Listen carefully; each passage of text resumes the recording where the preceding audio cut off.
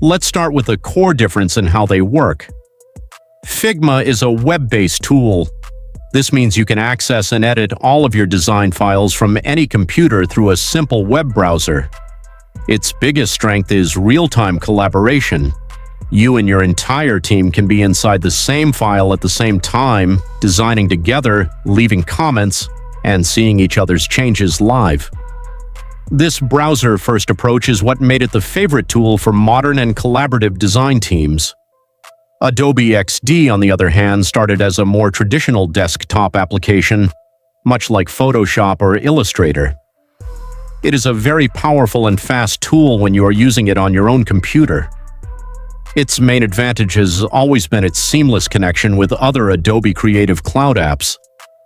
If your design process involves using a lot of photos from Photoshop or graphics from Illustrator, XD makes it very easy to bring those into your designs. Now we have to talk about the most important factor in this comparison, which is the current status of each tool in the market. For a long time, these two platforms were in a close race for the top spot. However, after a deal for Adobe to purchase Figma did not happen, the development on Adobe XD has mostly stopped. Adobe has officially put XD into what is called maintenance mode.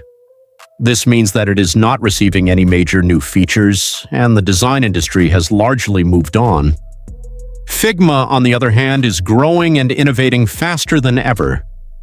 It has a massive community of users, a huge library of plugins that add new features, and it is the tool that almost all companies and startups are using to hire designers today. So which one should you choose in 2025? A few years ago, this was an interesting discussion with good arguments for both sides, but today the answer is very clear. While Adobe XD is still a capable tool for design, it is no longer being actively developed for the future. Figma is the undisputed industry standard. If you are a student, a new designer, or anyone looking for a job in the UI or UX design field, you should focus all of your energy on learning Figma.